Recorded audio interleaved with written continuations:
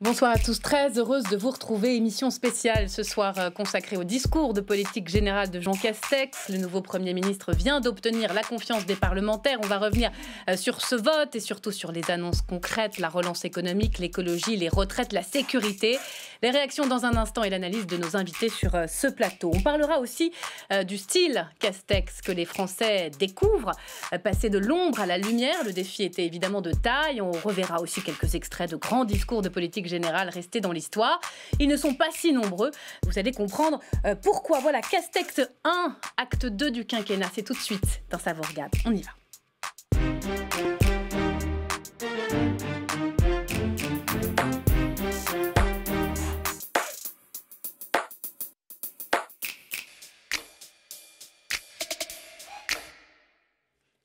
Et bienvenue à vous, chers téléspectateurs. Merci d'avoir choisi LCP. S'il y a bien une idée qui parcourait l'ensemble du discours de Jean Castex, c'est le retour en force des territoires.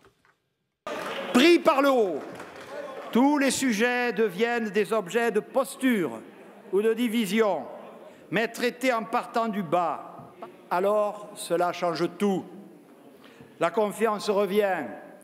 Voilà, le mot de territoire a été prononcé 31 fois. La méthode Castex, au plus près du terrain, la proximité pour ressouder, c'est le mot du Premier ministre, les Français, la feuille de route des 600 jours à venir. On va en parler avec vous ce soir, Laurent Saint-Martin. Bonsoir. Bonsoir. Merci d'être là. Vous êtes député La République En Marche du Val-de-Marne et rapporteur général du budget. C'est très important parce qu'on se pose la question de comment financer tous ces milliards. Valérie Rabault, bonsoir. Bonsoir. Merci à vous de participer à cette émission. Députée socialiste du Tarn-et-Garonne et présidente du groupe socialiste à l'Assemblée nationale. Annie Genevard, bienvenue à vous.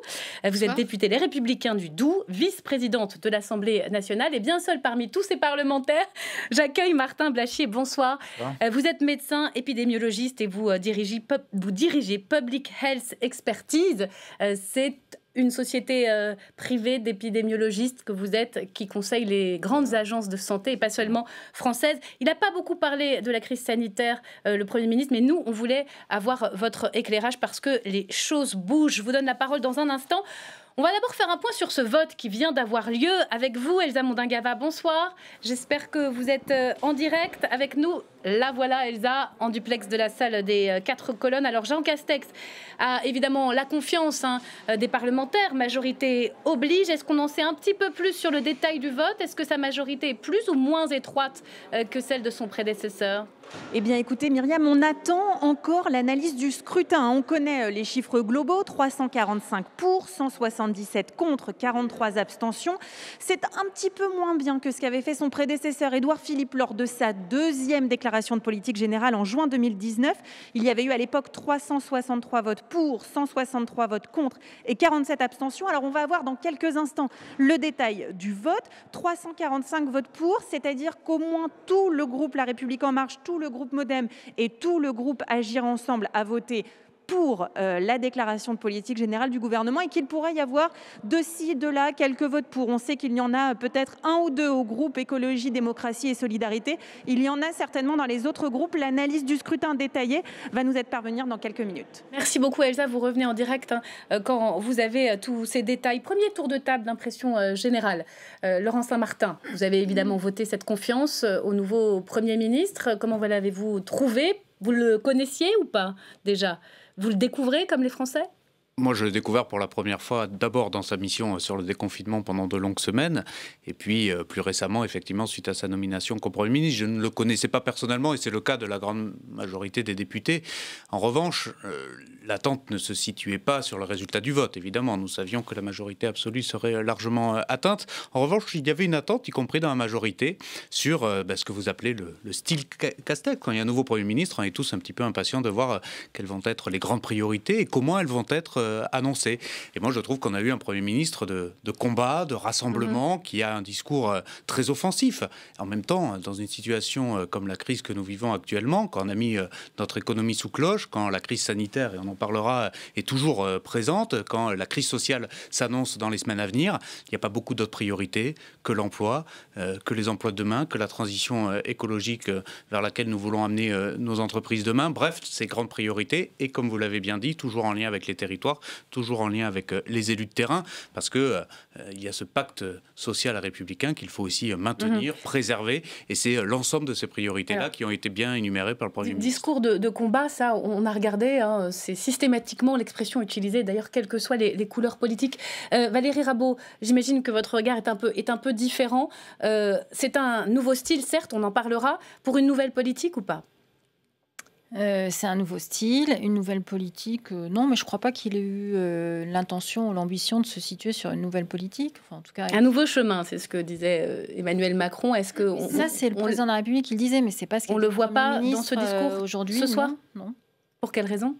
Dans les annonces qu'il a faites, honnêtement, il n'y a pas de nouveau chemin.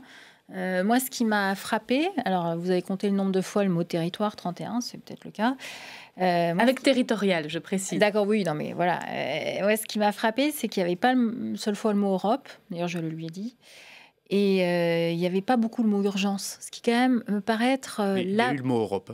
Il y a eu le mot Europe. Il y a eu une fois sur un pacte européen, mais il n'y a pas eu jamais. On a parlé d'Europe en tant que telle, c'est-à-dire alors que le président de la République, bon, c'est quand même largement investi sur le chantier européen.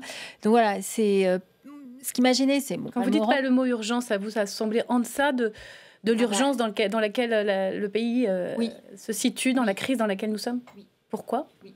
Parce que ce qu'attendent les Français, quand vous échangez avec eux en ce moment, c'est de savoir ce qui va se passer pour la rentrée scolaire, comment leurs enfants vont être accueillis, si l'épidémie repart, quel est le scénario, si l'épidémie ne repart pas, ce que nous souhaitons tous, quel est le scénario.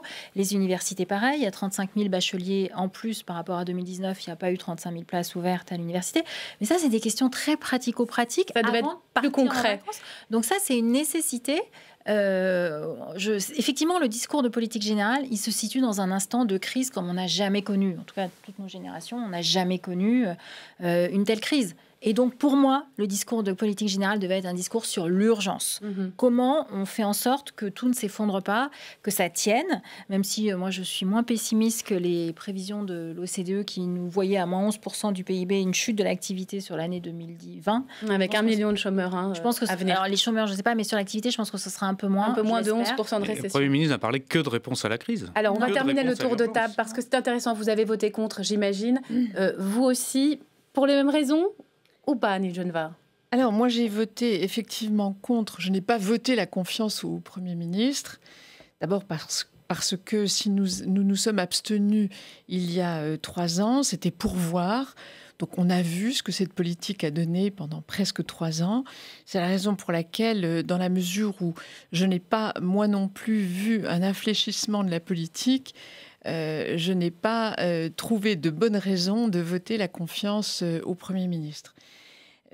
Alors, il y a plusieurs choses qui ont fait que j'ai voté contre. D'abord, je n'ai pas trouvé dans le discours du Premier ministre une hiérarchie des priorités. Il a égrené un certain nombre de mesures. Je n'ai pas vu de stratégie, alors même qu'on est dans une situation très difficile. Je n'ai pas vu l'architecture d'une stratégie globale, mais plus une énumération de mesures un peu disparades, un peu désordonnée. J'étais surprise, d'ailleurs, je m'attendais franchement à quelque chose qui était beaucoup plus charpenté, pourtant beaucoup mieux organisé. Il y a des priorités, il l'a dit. Qui dégage l'emploi, c'est son obsession. De ligne de force. Ce que je retiens, c'est davantage la méthode. Voilà, je crois que Jean Castex a cherché à s'imposer par une nouvelle méthode.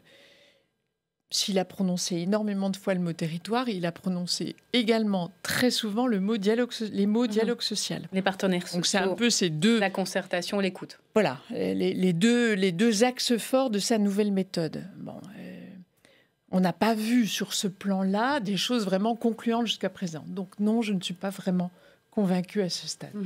Martin Blachier, je sais que vous n'avez pas écouté religieusement comme les parlementaires le Premier ministre. On s'étonne très peu de choses sur la crise sanitaire. Il a juste dit la stratégie du masque va se mettre en place à partir du 1er août. Trop tard ou pas? C'est ma première question. Et la deuxième chose qu'il a dit, on reviendra ensuite avec vous sur la crise, mais c'est qu'on n'aura pas de reconfinement comme on l'a connu, c'est-à-dire global, total. Première question sur les masques. Alors sur les masques...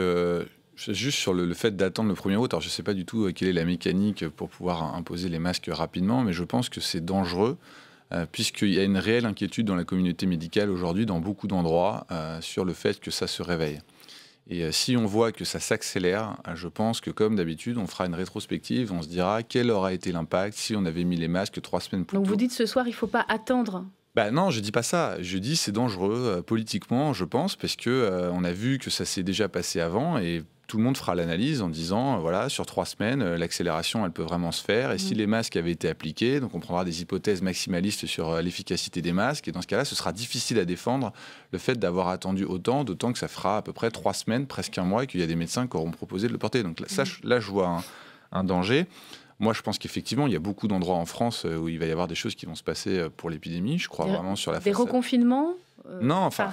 Par région, par quartier. Le reconfinement n'est qu'une conséquence. Ce qui est important, c'est de savoir qu'est-ce qui va se passer au niveau de l'épidémie. Un rebond épidémique dans le sud de la France et dans l'ouest de la France, c'est tout à fait possible. Je vois qu'à Marseille, il commence à avoir des vraies inquiétudes, à Aix-en-Provence aussi. Et ça, c'est tout à fait attendu. À New York, par exemple, ils voient que tous les quartiers qui n'ont pas été touchés par l'épidémie sont en train de s'allumer les uns après les autres. Et en France, on va avoir des territoires qui vont s'allumer. Après, la question... Ça, vous l'expliquez en 2 mots par les gestes barrières qui ne sont pas respectés suffisamment, ou c'est une forme de d'évolution de C'est simplement qu'au bout d'un moment, le virus arrive dans des territoires où le territoire est totalement vierge et c'est extrêmement difficile d'empêcher le rebond épidémique dans ces territoires-là. Et effectivement, il faut essayer de freiner au maximum, d'aplatir la courbe. Et ça se fera avec cette mesure des masques dans les lieux clos. Et c'est pour ça que je pense que c'est très important. On n'aura pas de reconfinement. Alors ça, l'histoire du reconfinement, là, pour le coup, c'est sur la stratégie, je pense que c'est très important. C'est ce qu'il a annoncé là-dessus. Et je pense que mais moi, je suis tout à fait d'accord. Je pense qu'il ne faut surtout pas reconfiner. Et je pense que si on reconfine, il faut reconfiner qu'une partie de la population à risque, pour limiter l'engorgement des systèmes de santé. Mais je pense qu'il n'y a rien qui pourra justifier un reconfinement de la totalité de la population. Je crois qu'on peut plus se le permettre. Il faut rappeler qu'il y a beaucoup de pays qui ne se sont même pas permis un premier confinement. Je pense qu'il n'y a aucun pays qui pourra se permettre 2 confinements. Nous, je pense qu'on ne pourra pas le faire. Et donc, il faut dire clairement aux gens que si ça repart, qu'est-ce qu'on fera? Et je pense que les gens ont besoin de cette information. Puisqu'en ce moment, un mode d'emploi plus... C'est très important parce qu'en ce moment, on est en permanence entre des moments où on dit ça y est, c'est terminé, et des moments de panique. Là, on est dans le début d'un mouvement de panique. Et il faut avoir cette transparence-là parce que tout est imbriqué. La crise sanitaire a des conséquences forcément sur l'économie. Allez, on va rentrer dans le détail. On ne l'a pas encore écouté, le Premier ministre. On va commencer par sa priorité. La priorité, évidemment, c'est l'emploi. Priorité pour limiter les ravages de la crise économique à venir et notamment pour les jeunes. Les principales annonces compilées par Rabika. Nous allons prendre ensemble, à bras-le-corps, cette crise, avec une obsession en tête, la lutte contre le chômage et la préservation de l'emploi, priorité absolue de mon gouvernement pour les prochains 18 mois. Parce que ce sont toujours les premiers touchés par la crise, parce qu'ils sont l'avenir, ce sont les jeunes.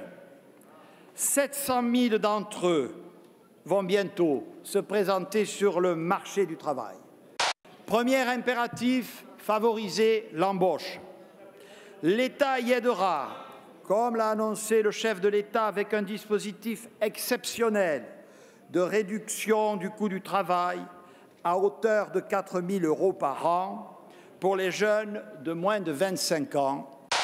Deuxième impératif, lutter contre le décrochage durable des jeunes qui sont les plus éloignés de l'emploi. 300 000 parcours et contrats d'insertion permettront d'aller toucher les jeunes les plus en difficulté et 100 000 places de plus en service civique. Troisième impératif, soutenir les étudiants, notamment les plus modestes, qui se retrouvent en difficulté avec moins d'accès aux petits boulots. Dès la rentrée, les repas dans les restaurants universitaires seront à 1 € pour les étudiants boursiers. Laurent Saint-Martin, avec toutes ces mesures, on évite cette fameuse génération sacrifiée, vraiment? Oui, alors d'abord, ce qu'il faut dire, c'est que si on en est là aujourd'hui, face à une vraie crise sociale qui s'annonce, c'est aussi parce qu'on a pu maintenir jusqu'à présent nos entreprises en vie. En tout cas, grand nombre de nos entreprises en vie. Grâce au chômage partiel, prêt garanti par l'État. Le confinement a un coût très important, on y reviendra probablement, mais nous avons effectivement fait le choix collectif de transférer des salaires pour beaucoup d'entre eux du privé vers le public. Nous avons fait le choix du fonds de solidarité, nous avons fait le choix de reporter les charges sociales pour beaucoup d'entreprises, nous avons fait le choix de garantir très massivement par l'État les prêts bancaires. Bref, nous avons fait le choix de sauver notre économie. Sauf que là, vous avez 23 ans, 24 ans avec un diplôme.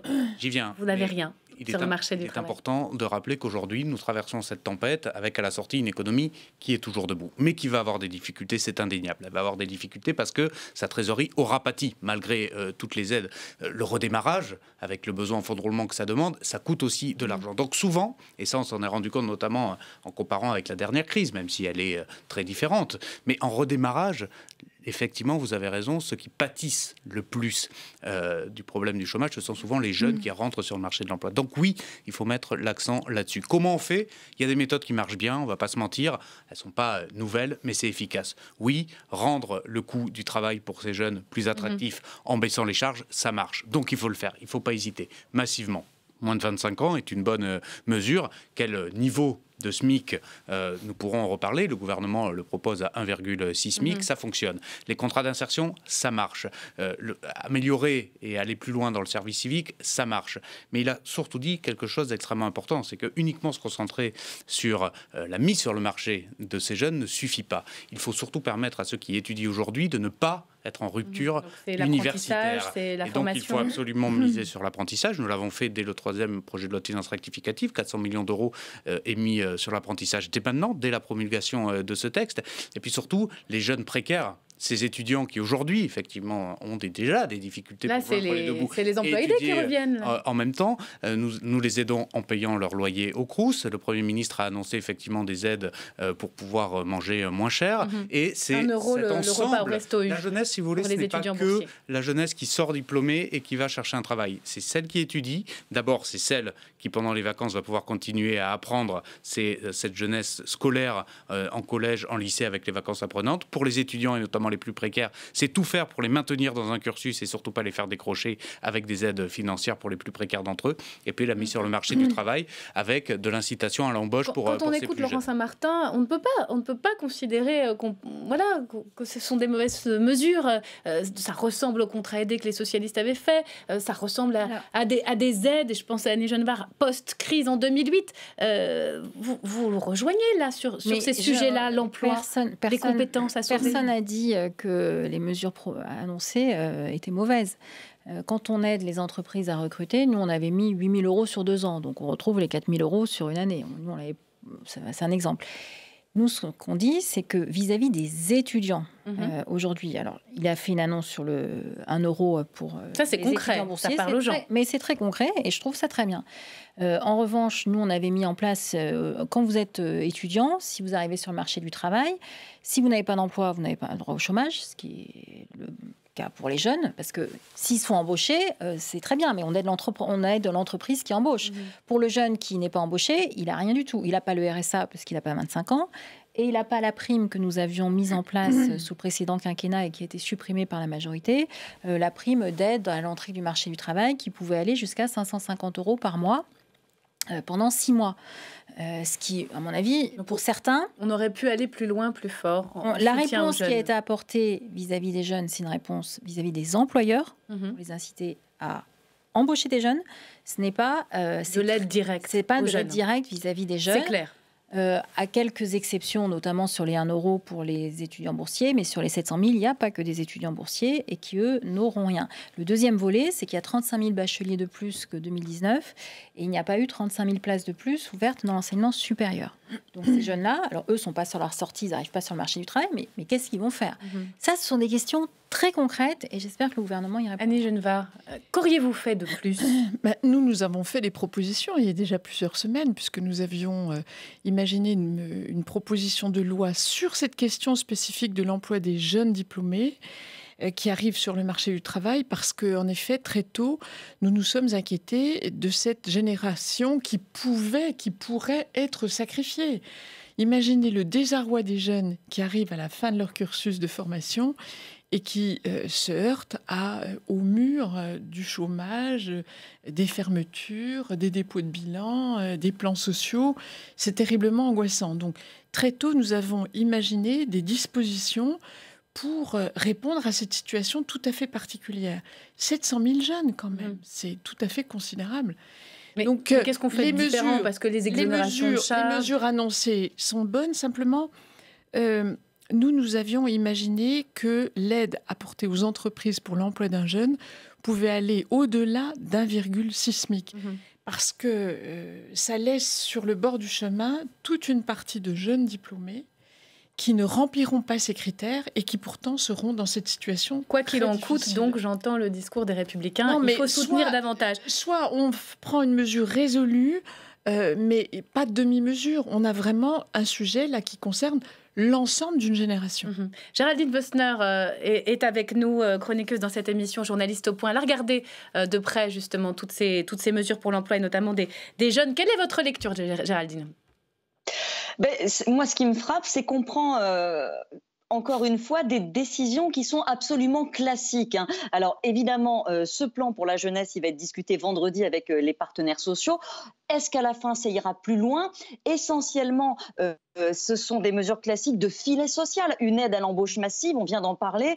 Exonération de charges jusqu'à 1,6 SMIC pendant 1 an pour tous les jeunes de moins de 25 ans. Quid de ceux qui ont plus de 25 ans? Il y en a beaucoup justement qui arrivent sur le marché du travail.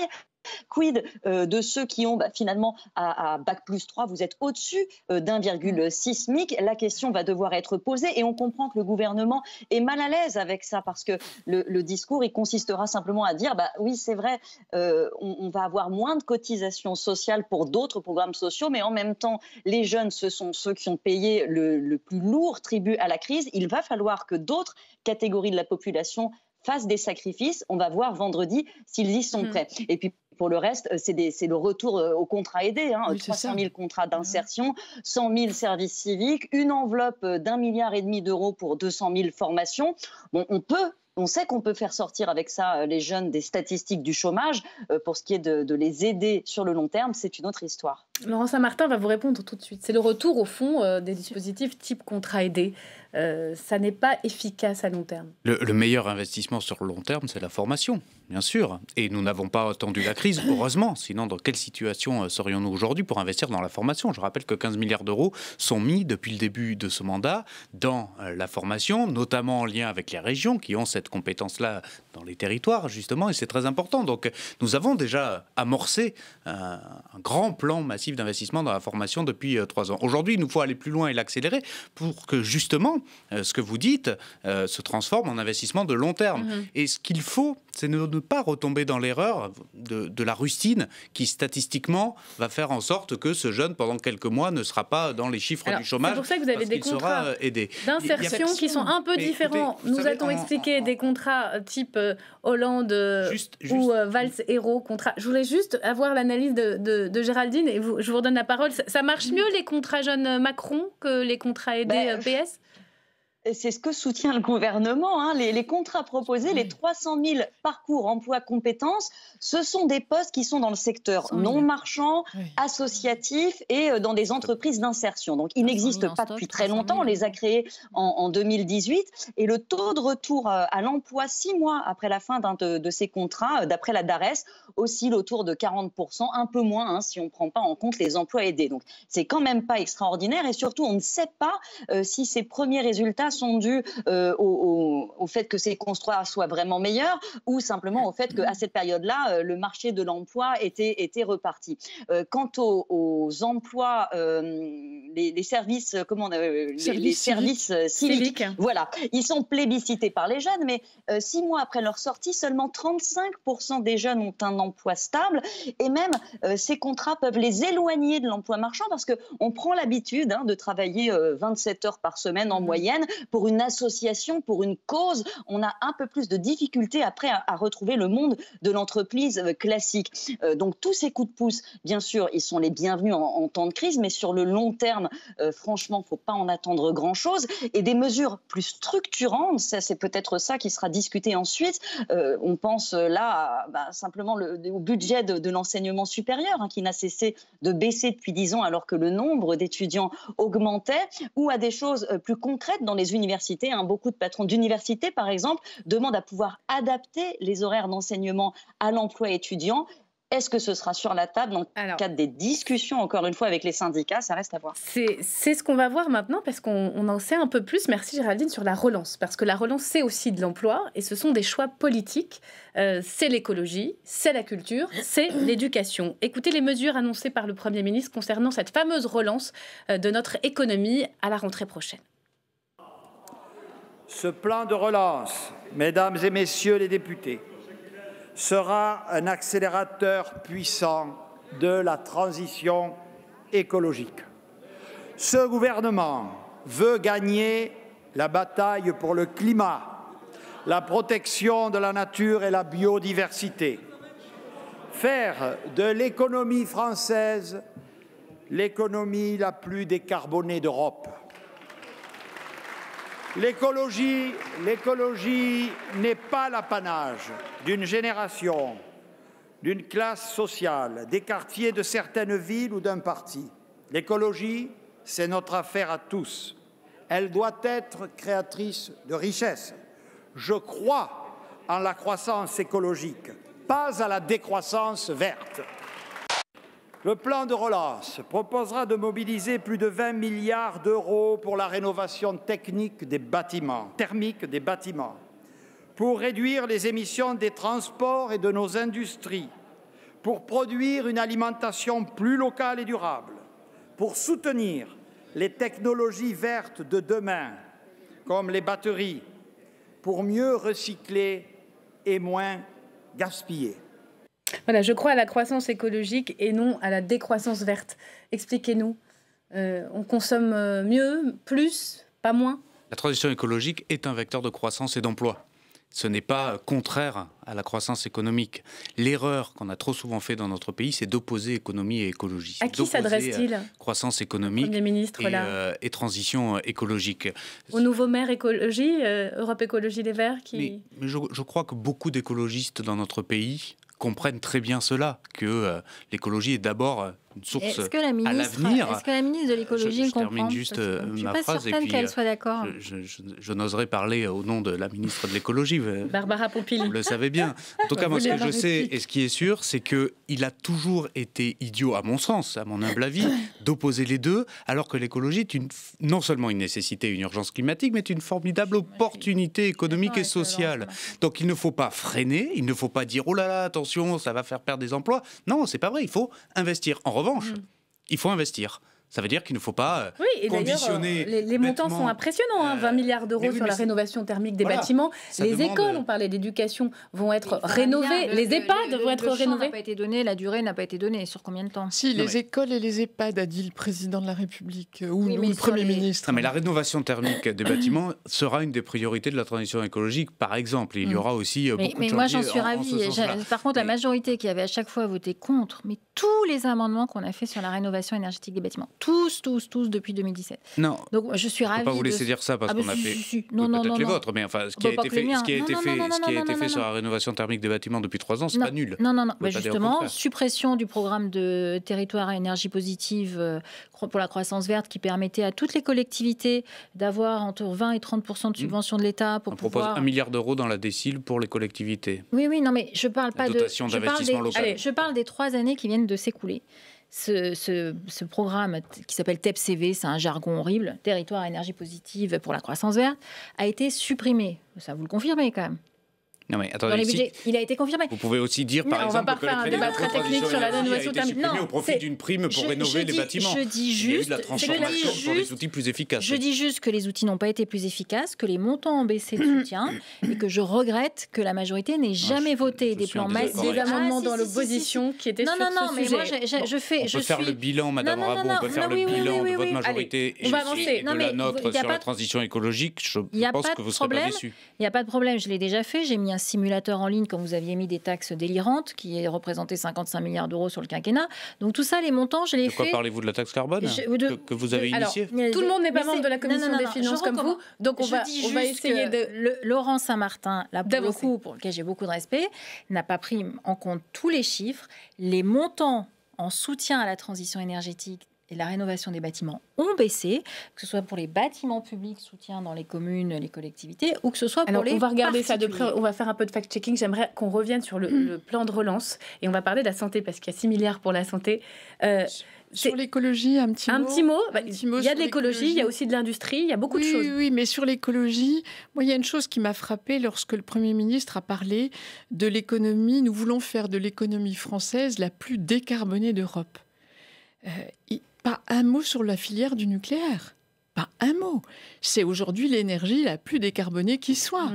Donc ça, pour moi, c'est vraiment une défaillance, un oubli qui est tout à fait fâcheux.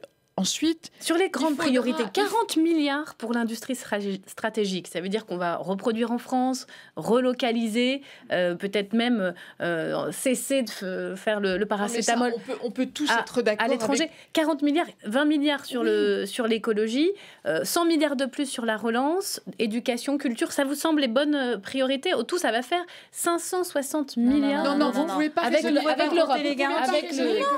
Mais vous comptez 300 milliards d'euros de garantie.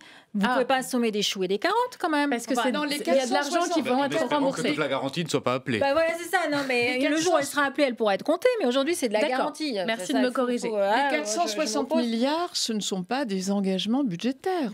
Il y a des garanties, il y a des reports de charges. Il y a des prêts. Donc il y a une soixantaine de milliards. Je parle combien pour la relance du rapporteur général, sans compter les prêts? Jusqu'à présent, il y a... Est-ce qu'on a ce chiffre? Non, mais le plan, effectivement, il ne faut pas compter les choux et les carottes. Ah oui, je suis d'accord avec Valérie Rabault là-dessus. Et puis, si je n'oserais pas, c'est quand même l'ancienne rapporteur du budget. Absolument. Plus sérieusement, le plan qui a été annoncé par le Premier ministre, c'est le plan de 100 milliards d'euros. Ce qu'il faut maintenant, c'est regarder devant, effectivement. Qu'est-ce qui a été fait ces derniers mois pour l'économie française? Tout le monde est d'accord pour dire que c'est sans précédent parce que ça le nécessite. Alors effectivement, on peut parler de 500 milliards d'euros si on prend tout en compte, effectivement, la garantie. On parle plutôt de 150 milliards si on prend uniquement le budgétaire. Bon. Ça, honnêtement, ceux qui nous regardent s'en fichent pas mal. Ce qu'il faut savoir, c'est que l'État va investir avec les collectivités territoriales, avec les entreprises, pour que demain, effectivement, on puisse faire prendre un nouveau chemin. Et c'est pour ça que je dis que la transition écologique est un vecteur formidable de création d'emplois. C'est que ce n'est surtout pas une obligation contrainte pour notre économie que d'aller vers une économie décarbonée. C'est ça que le Premier ministre veut dire. C'est que cette ambition-là, il faut l'avoir pour notre propre emploi. Si on n'a pas ces deux objectifs en même temps en tête, alors ce sera soit l'un, soit l'autre, et on refera les mêmes erreurs que ce que nous faisons depuis des décennies, c'est-à-dire opposer l'un et l'autre. Et je vous rejoins, vous avez raison, notre énergie nucléaire est une énergie décarbonée. Nous devons en être fiers et nous nous basons évidemment là-dessus quand nous disons que nous devons avoir une économie totalement décarbonée. Je voudrais qu'on dise un petit mot sur la santé. Je pense que sur ces 100 milliards, il y a quand même une ambiguïté entre le plan d'urgence et le plan de relance. Non, pas du tout, Madame Genevard. Là-dessus, sur les 100 milliards, relance. Il y en a 30 qui sont... Sur les 100 milliards, je parle sous votre contrôle éclairé, il y en a 30 qui sont consacrés au chômage partiel de longue durée. Vrai ou pas? Oui, mais c'est l'avenir, le chômage partiel de longue durée, qui est très utile, c'est une bonne mesure, je la soutiens. Mais on est dans le traitement de l'urgence et pas de la relance. Je ne suis pas d'accord avec vous, mais on peut jouer sur les mots. J'aimerais avoir votre sentiment après des mois et des mois de manifestations du personnel hospitalier. On a cette enveloppe à la fois pour les salaires des soignants, aussi pour l'investissement dans l'hôpital. Ça vous semble à la hauteur ? Moi, c'est pas ma spécialité, hein, la gestion de l'hôpital. Ce que je sais, c'est que l'enveloppe sur la santé était globalement très maîtrisée ces dernières années. On avait même réussi en France à faire cette espèce d'exploit qui fait qu'on contrôlait de mieux en mieux et que le déficit de la sécurité sociale diminuait d'année en année. Donc, je crois qu'il y avait une très bon contrôle des dépenses de santé en France. C'était plutôt quelque chose de bien. Mais il y avait en parallèle une situation qui se tendait de plus en plus à l'hôpital. Mais la situation de l'hôpital en France, c'est très compliqué, puisqu'on est un pays où le système de santé est très centré sur l'hôpital. Donc, et l'hôpital a cette impression qu'ils ont de plus en plus de mal à travailler. Donc la question c'est, est-ce que c'est encore trop centré sur l'hôpital ou est-ce que l'hôpital a vraiment été abandonné ? Voilà, il y a deux manières de voir le sujet. Ce qui est sûr, c'est que tous les gens que je connais qui étaient à l'hôpital avaient vraiment cette impression que c'était de pire en pire sur les 10 dernières années. Et ça, il n'y a pas de doute là-dessus. Bon, et on verra les faits, la preuve par les faits à venir à l'hôpital. Il y a Elsa Mondingava qui nous attend et qui a enfin, et pardon pour cette attente Elsa, regardez de près les votes. Qu'est-ce qu'on apprend ce soir sur la majorité pro-Castex ? Eh bien, écoutez, Jean Castex, il a obtenu une large majorité, 345 pour, 177 contre et 43 abstentions. Alors, on s'est penché dans le détail du scrutin pour voir si on y trouvait quelques bizarreries. Il y en a plusieurs, puisqu'il compte 3 abstentions dans la majorité. Un député LaREM et 2 députés du MoDem se sont abstenus. Pour l'heure, on a essayé de les joindre pour connaître les raisons de cette abstention. On n'a pas pour l'instant réussi. Ce que je peux vous dire, c'est qu'ils ont un point commun. Ce sont tous les 3 des députés de Guadeloupe. Ensuite, il y a certains groupes qui ont vraiment la liberté de vote comme étendard et qui votent pour, contre, abstention de manière quasiment équivalente. On a scruté également le groupe EDS, vous savez, Écologie, Démocratie, Solidarité, ces anciens marcheurs, 2 pour, 4 abstentions et 11 contre. Et enfin, pour Annie Genevard, qui est en plateau chez les Républicains, 90 votes contre, 13 abstentions et 1 vote pour le député de Lyon, Guillaume Larrivé, qui a multiplié les signaux envers le gouvernement. Vous le savez, il reste des secrétaires d'État à nommer, Myriam. Merci beaucoup, Elsa. Je voudrais, avant que vous repartiez, parce que je sais que vous devez filer, aborder juste cette question des retraites, parce que c'est quand même une question extrêmement politique. C'est quand même étonnant. Il y a un petit changement, là. On a l'impression que l'âge pivot peut disparaître. C'est ce qu'a dit le Premier ministre, qu'il fallait distinguer les questions.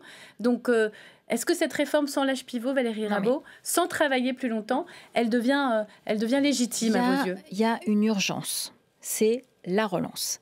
La réforme des retraites, elle porte avec une mise en application 2022.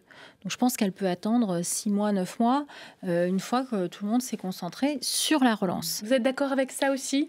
L'ensemble des syndicats estiment que ça n'est plus prioritaire, y compris le MEDEF. La politique, ils ont raison, la politique, c'est l'art d'établir des priorités. La priorité, c'est effectivement la relance, l'emploi, gérer la crise sociale. Cela étant, le président de la République et le Premier ministre ont affirmé la volonté de reprendre le chantier sur des bases que moi je considère extrêmement fragiles, parce que si on ne touche pas aux paramètres, si on ne touche pas à la durée de cotisation, si on ne touche pas à une mesure d'âge, je ne vois pas comment on peut financer cette retraite. Il n'y a pas de calendrier. Il n'y a pas de financement. Et d'autant qu'il y a 30 milliards maintenant des retraites. Laurent Saint-Martin, la phrase c'est « Elle reste nécessaire, cette réforme des retraites, mais il faudra bien distinguer les mesures financières. » Vous, personnellement, vous en pensez quoi ? Pourquoi vous aventurez sur ce terrain miné ? J'en pense que la méthode du Premier ministre, c'est le dialogue social. Il a bien raison, et j'y tiens moi aussi. Et il recevra vendredi les partenaires sociaux, et ils auront justement tout loisir d'en discuter et de définir ensemble si cette réforme est nécessaire et si oui, comment. Moi, je partage l'avis du Premier ministre. Cette réforme de justice sociale, qui était la réforme des retraites avant la crise, n'est pas devenue injuste après la crise, donc elle est toujours nécessaire pour notre société. À quel rythme, selon quelle modalité ? On ne peut pas dire d'un côté qu'on respecte le dialogue social et l'écoute et dire avant cette rencontre ce qu'il faut faire. Donc je m'en tiendrai à ces échanges avec le Premier ministre vendredi. Reste le régalien. On a découvert un Premier ministre très ferme sur les questions de sécurité. On va l'écouter. La République, c'est la laïcité comme valeur cardinale, comme fer de lance de la cohésion de la société. Mon gouvernement la défendra avec intransigeance. Aucune religion, aucun courant de pensée, aucun groupe constitué ne peut s'approprier l'espace public et s'en prendre aux lois de la République. En particulier,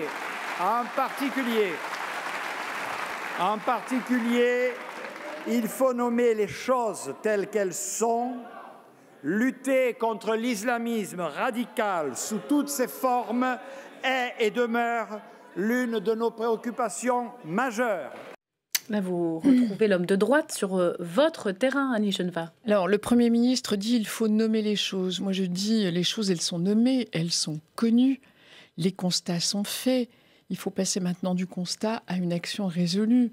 Des juges de proximité pour juger des incivilités, une loi à la rentrée sur les questions de séparatisme. Mais il faut déjà gérer le problème majeur qui existe, qui ravage notre pays aujourd'hui. L'autorité de l'État est tous les jours bafouée.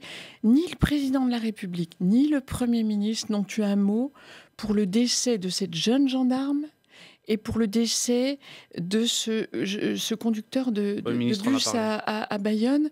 Ils n'ont pas été nommés. Moi, je pense aujourd'hui même un pompier a été gravement blessé.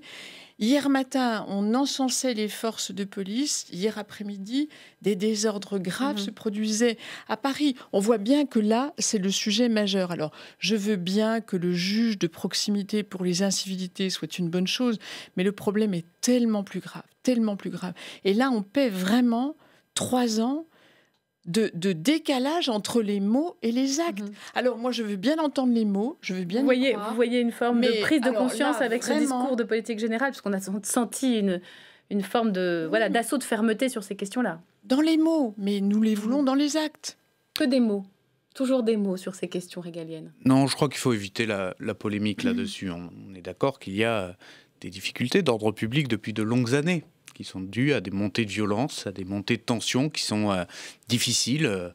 On ne résout pas la problématique des black blocs dans les manifestations comme cela, avec un discours, même dans l'opposition, et vous le savez.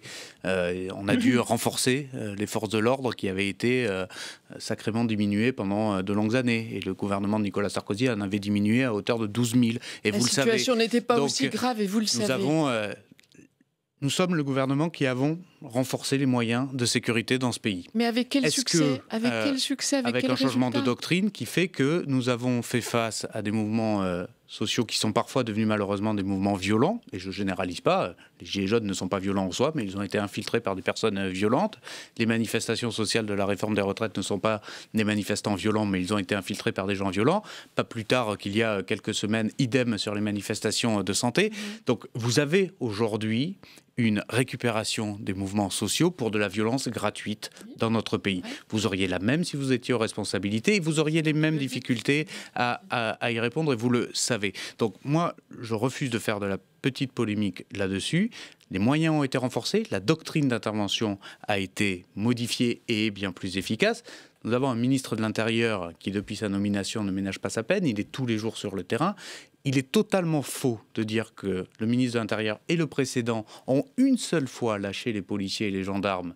Ils sont en permanence à leur côté, en soutien aux forces de l'ordre. Il n'y a jamais eu une once de détachement vis-à-vis des forces de l'ordre de la part de cette majorité. Depuis le début du mandat, le travail que font nos forces de l'ordre est absolument remarquable et plus difficile qu'avant parce que la violence monte dans cette société. On balaye les différents thèmes de ce discours de politique générale. Par les discours, aussi par les moyens et aussi par les actes. Il faudra les en avant de vous libérer. La crise sanitaire qui n'est pas terminée, elle a des conséquences aussi sur les questions de climat social et parfois même de violence. On l'a vu notamment avec les toxicomanes, on le voit avec les conséquences psychiatriques que peuvent avoir aussi cette épidémie. Ce soir, Martin Blachier, pour revenir à vos compétences, vous nous dites quoi sur cette deuxième vague ? On a l'impression qu'un consensus s'est dégagé, scientifique, pour dire qu'elle arrive. On ne sait pas quand, ni où, ni son ampleur, mais elle arrive. Absolument, on a l'impression qu'aujourd'hui, les mesures qui sont en place ne permettront pas de limiter un rebond de l'épidémie. Et malheureusement, ce sujet, il est lié à tous les autres sujets. Bien sûr. Que je pense que même au niveau... C'est l'origine même de tous les sujets. Exactement. Et je pense que le plus important, c'est qu'il faut que ce soit clair.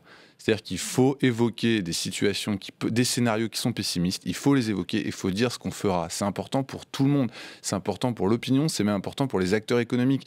Et moi, je regrette qu'on ne dise pas clairement ce qu'on fera si jamais il y a un rebond épidémique. Il faut que ce soit extrêmement clair, il faut limite qu'il y ait un plan qui soit écrit et que les gens puissent lire et au moins on sait vers où on va. Et je pense que Mais parce que, est-ce que selon vous, on est prêt cette fois-ci? Le président de la République a dit hier que oui. Est-ce qu'on a suffisamment de masques, de tests, de respirateurs, de médicaments? Ça veut dire qu'on a être prêt, ça veut dire, une sorte de doctrine de pilotage au plus près du terrain? Être prêt, ça veut dire est-ce qu'on a fait le choix? Je crois que le choix, on l'a fait. Maintenant, il faut l'assumer. Le choix, on l'a fait en déconfinant. Le choix, on l'a fait en disant qu'on ne reconfinera pas. Et ben, il faut aller jusqu'au bout. Si on ne reconfine pas, qu'est-ce qu'on fait? Si ça marche pas, qu'est-ce qu'on fait? Et aller jusqu'au bout de ça. Il faut que ce soit clair. Il faut que ce soit lisible. Et si déjà ça, c'est fait, même s'il y a quelquefois certaines solutions qui vont porter à débat, vaut mieux que les débats aient lieu maintenant plutôt qu'en octobre, quand on sera dans une situation qui est peu prévisible. Aujourd'hui, on a vraiment une communauté médicale qui est en train de s'inquiéter. Il faut lui donner la position claire des gens qui décident, et je pense que ça, c'est très important. Eh bien, le message et l'appel est bien passé. Vous voilà prévenus, madame, monsieur le parlementaire et les dirigeants de ce gouvernement. On a besoin, au fond, d'une conduite extrêmement précise à suivre dans cette période difficile. Alors, on va aborder le style Castex avec nos invités qui vont nous rejoindre. Mais d'abord, on va retrouver Thomas Després pour un tour d'horizon des réactions des députés à ce discours de politique générale. N'est-ce pas, Thomas ? Oui, exactement, Myriam. En fait, il y a 3 familles de députés. La Castex-mania, ceux qui sont déjà convaincus par le nouveau Premier ministre, ceux qui ne savent pas encore, et puis il y a ceux qui sont farouchement opposés à la déclaration de politique générale du chef du gouvernement. On les a rencontrés, je vous raconte. Alors c'était l'affluence des grands jours cet après-midi dans cette salle des 4 colonnes. Beaucoup de journalistes, beaucoup de députés venus commenter la déclaration de politique générale de Jean Castex. Qu'en ont-ils pensé? Écoutez. C'est un discours qui donne le blues, sans cap, sans chemin, sans espérance, sans inversion de logique. Ce discours a été long, et il reste 600 jours, et ça va être très long. J'ai été agréablement surpris. Et je le dis parce que j'attendais beaucoup de ce qui allait être décliné dans la méthode et sur le fond. À part une déclaration d'intention, il n'y a pas de manifestation de volonté. Il n'y a pas d'acte concret, il n'y a pas de calendrier, il n'y a pas de méthode, il n'y a pas de financement. Monsieur Castex a enfoncé des portes ouvertes. On a vu dans l'histoire beaucoup de discours de politique générale qui étaient des grandes envolées lyriques. Ce n'était pas le cas aujourd'hui. C'est un chemin très réaliste qu'il a tracé pour les 600 jours qui sont devant nous. Jean Castex a su balayer des champs éminemment locaux, éminemment précis, et puis aussi les grands enjeux et perspectives européennes et internationales qui sont devant nous. Ces 600 jours qu'il a rappelés sont déterminants pour l'avenir de notre pays. Il y a tellement de mesures, tellement de politiques qu'il a annoncées que je doute qu'en 18 mois, il ait le temps, tout simplement, de les faire adopter, de les faire mettre en œuvre. Au fond, il n'a rien dit, ni de plus, ni de moins que ce que le président de la République a dit hier. Et hier, quel était le sentiment assez général? C'est que le chemin demeurait le même, que le cap demeurait le même et que le chef d'équipe demeurait le même. Je crois que Jean Castex a été nommé pour ne pas faire de l'ombre au président de la République. C'est la première et principale clause du cahier des charges qu'il a signé pour occuper Matignon. Édouard Philippe avait le chic d'être populaire en appliquant une politique impopulaire. Là, je pense qu'il va avoir... il va être impopulaire sur la forme et impopulaire sur le fond. Voilà Myriam, les députés ne sont donc pas tous d'accord entre eux. Prochain rendez-vous pour Jean Castex demain matin devant les sénateurs pour son 2e discours de politique générale en 2 jours. Et nous, on se retrouvera demain soir pour la dernière de ma journée à l'Assemblée. Merci Thomas, avec plaisir. Bonsoir Mickaël Moreau. Bonsoir. Merci d'être là. Vous êtes journaliste et l'auteur de Les Plumes du Pouvoir. Vous avez reçu déjà il y a quelques mois, c'était avant l'épidémie de Covid. Les Plumes du Pouvoir, c'est chez Plon. Les coulisses, tout savoir sur les grands discours présidentiels, qui les écrit, qui les conseille, à quel moment. C'est passionnant. Mais ce qui nous intéresse évidemment ce soir, ce sont ces discours de politique générale. Bonsoir François Durper. Bonsoir Myriam. Merci d'être là, comme tous les jeudis. Chronique américaine, tout de suite.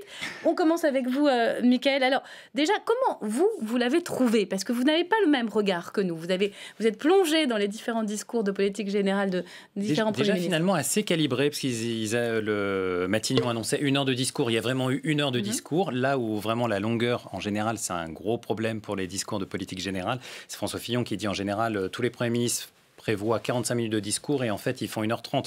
Et dans Balladur, ça avait duré 2 heures. Oui, ça peut être terrible. Alain Juppé dit dans le livre « J'ai pédalé dans la choucroute » parce que son discours avait duré 1h45. Donc, on ne suivait même plus le fil directeur, même s'il y en avait un qui était déjà l'emploi à l'époque. Donc, plutôt calibré. Il a réussi quand même à trouver un peu de ses marques par rapport au président de la République qui quand même avait parlé déjà la veille. C'est vrai, ce qui n'était pas simple. Il fallait détailler une feuille de route déjà assez précise. Un techno du terroir. Un homme qui connaît bien l'appareil d'État, mais qui a un ancrage local, qui le vit, l'incarne avec cet accent. À qui vous fait-il penser, ce Premier ministre? On pense un peu à Jean-Pierre Raffarin, peut-être? Jean-Pierre Raffarin sur le côté territoire, sans les formules. Après, dans le côté, il y avait aussi la difficulté de ne pas être juste le collaborateur du président, qui était la difficulté qu'avait eu, par exemple, un Laurent Fabius en 1984, qui avait finalement fait un discours qui avait été assez apprécié à l'époque par la presse, qu'on avait dit assez moderne. Là aussi, la difficulté sur la préparation de ce discours, c'est que finalement, c'est un homme du coup qui n'est pas un professionnel encore de la politique et qui n'avait pas une plume fidèle. Donc la préparation de ce discours a été un peu plus faite sous forme de bricolage avec beaucoup de personnes qui ont travaillé, lui-même aussi un petit peu travaillé. Alors, mais il se trouve que la plume n'a toujours pas été recrutée en fait à Matignon. La plume de Matignon, avis aux amateurs, n'existe pas. Ça n'a toujours pas été recruté. Donc il y a eu plusieurs personnes. Alors gardez vos coulisses parce qu'on va quand même regarder ce sujet de Clément Méric sur ce fameux style Castex. Qu'est-ce qu'on a appris cet après-midi sur la forme, la gestuelle, les mots choisis? Regardez. Le style Castex, c'est d'abord un regard qui embrasse tout l'hémicycle pour s'adresser à chacun des députés. Vient ensuite l'accent du Sud qui aide à faire passer quelques phrases vraiment très longues. La France, c'est la République.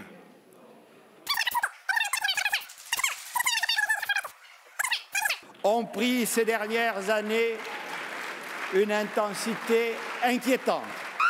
39 secondes pour une seule phrase. C'est un point que Jean Castex va devoir clairement améliorer. Alors, ces phrases sont peut-être un petit peu longues. Pour nous, à l'écoute, elles sont claires pour lui, je pense, mais ça sera peut-être ça d'ailleurs qu'il aura à travailler, peut-être être plus concis. Mais le style Castex, c'est aussi une façon d'aller de l'avant en toutes circonstances. Face à des députés un peu dissipés, le Premier ministre a une technique bien à lui pour capter l'attention. De la même manière, je constate, s'y ajouteront, il ne saurait. Lui, en fait, il reprend le mot pour se replacer. Donc, oui, le fameux instituteur, c'est ça. C'est quand il répète le mot, c'est « je parle ». Je pense que c'est plutôt à son avantage. C'est donc cette fois un point positif à mettre à l'actif du nouveau Premier ministre. Enfin, le style Castex, c'est aussi une posture politique. Le Premier ministre insiste sur son passé d'élu local. Il en appelle au bon sens et se veut porte-parole de la France silencieuse. Un mot résume ce positionnement. Le Premier ministre va le marteler tout au long de son discours. Libérer les territoires, réarmer nos territoires, investir dans nos territoires, développer ces territoires. Territoire, l'entrée par les territoires. On l'aura compris, Jean Castex veut incarner la France des territoires pour faire oublier peut-être son passé d'énarque, habitué des cabinets ministériels. Mickaël Moreau, vous nous disiez, ce discours-là, l'Élysée le regarde de près. Ça veut dire quoi concrètement? C'est un discours que le président relit ou réécrit? Alors, il y a eu plusieurs formules. C'est toujours un discours finalement dans l'histoire de la Ve qui a posé des problèmes entre Matignon et l'Élysée sur l'écriture du discours, puisque le Premier ministre est sur le devant de la scène avec toujours en général le regard très suspicieux du président de la République derrière. Par exemple, en 2007, quand François Fillon prononce son premier discours de politique générale, ce sont déjà les premières tensions entre l'Élysée, entre Nicolas Sarkozy et François Fillon. Même Nicolas Sarkozy a été jusqu'à envoyer son secrétaire général Claude Guéant, la veille du discours de François Fillon, annoncer tous les arbitrages dans une interview à la Tribune. François Fillon, de son côté, a rendu son discours finalement assez tard. Il a même parlé, par exemple, de politique étrangère, ce qui habituellement se fait assez peu pour un Premier ministre. C'est le domaine réservé du président.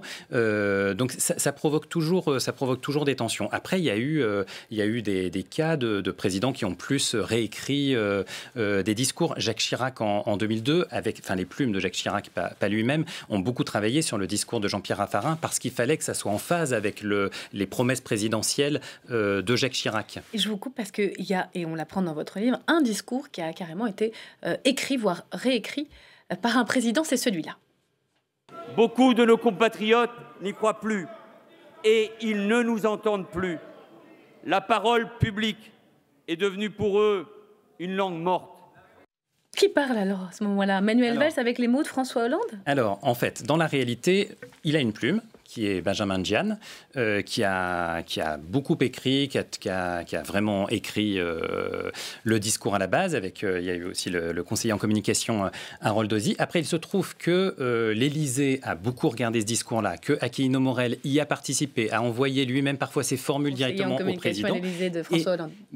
Mais dans la nuit qui a précédé ce discours, François Hollande a repris ce discours et l'a réécrit. Par exemple, ce discours a beaucoup marqué. L'a relu jusqu'à en changer des formules. La politique est devenue une langue morte. Ça a été une des phrases qui est restée un petit peu, on peut le dire, de Manuel Valls. C'est lui ou c'est Hollande? Ça, c'est Matignon. Non, ce que François Hollande a refait, c'est qu'il a relu mot à mot jusqu'à en changer des discours. Il a rendu le discours par motard à Matignon à 2h du matin. Oui. Manuel Valls était même déjà parti du coup de Matignon.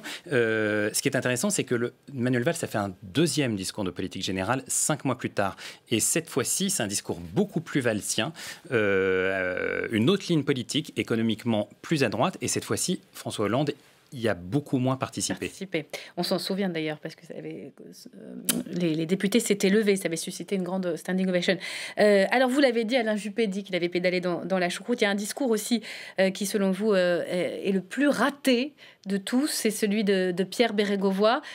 Pourquoi ? Rappelez-nous les circonstances. Déjà, il fait un discours axé essentiellement contre la corruption et contre l'argent fou. À l'époque, le PS est déjà empêtré dans l'affaire Urbain et Bernard Tapie entre au gouvernement. Et surtout, il a une idée de dernière minute qui lui est soufflée en fait en dernière minute par Michel Charasse, qui est qu'il brandit une liste devant les députés, une fausse liste, en fait une liste avec des... Il affirme que dans cette liste, il y a des parlementaires, des personnalités corrompues. Évidemment, scandale total. Délation en direct. On ne retient évidemment que de ça du discours. Le discours a été écrit en très grande partie par Denis Oliven, qui travaille aujourd'hui à Libération, et qui lui était évidemment totalement effondré, puisque son discours, on en a essentiellement retenu que ça. Il y en a beaucoup, en fait, des ratés de discours de... Beaucoup plus. Pourquoi il y a plus de ratés, finalement ? Parce que c'est un discours qui est finalement, c'est très, très difficile de se démarquer de la parole du président de la République.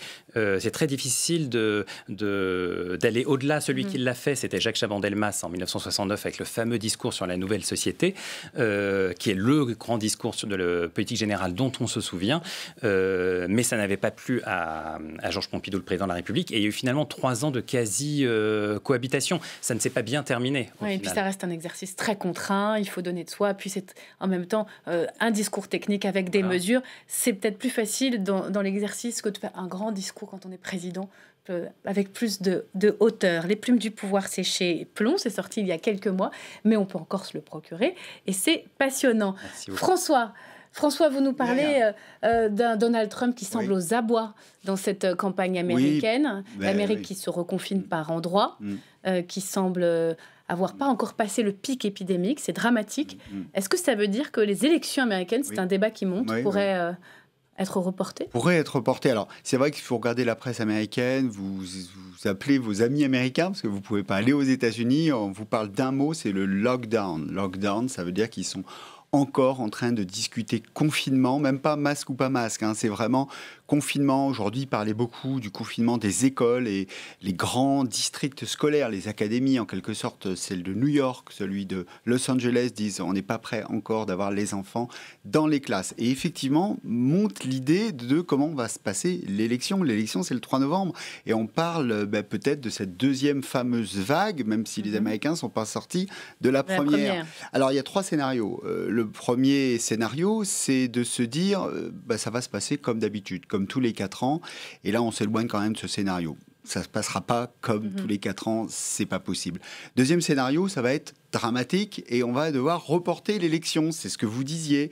Alors là, les constitutionnalistes américains s'arrachent les cheveux en disant mais ça n'a jamais été prévu, ça s'est jamais fait dans toute l'histoire de la démocratie américaine. Même pendant la guerre civile, on n'a pas reporté l'élection, on n'a même pas décalé l'élection pendant la guerre civile. Troisième scénario, le plus probable, ça va être compliqué, ça va quand même se tenir. En tout cas, ça ne sera pas un jour électoral, mais probablement une semaine électorale ou des semaines électorales. Pourquoi ? Parce que ça va se faire en grande partie par correspondance, par la poste. Or, il y a des problèmes. Il y a des États qui ne sont pas équipés.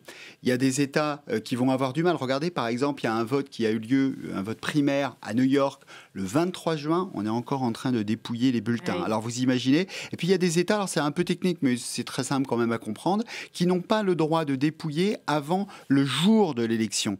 Donc, vous imaginez, on n'aura pas le résultat probablement le 3 novembre. Donc, la crise va bouleverser ce scrutin, c'est sûr. Donc, ça va bouleverser probablement ce scrutin. Et sûrement des surprises au bout. Voilà, ceux qui ont regardé House of Cards, ils vont regarder de près. Rappelez-nous le retard de Donald Trump en 2 secondes. Moins 9 points. En moyenne de sondage. Sur Joe Biden. Merci beaucoup François Durper. Merci Mickaël Moreau d'être venu sur le plateau d'LCP. C'est la fin de cette émission. Merci à vous et à demain.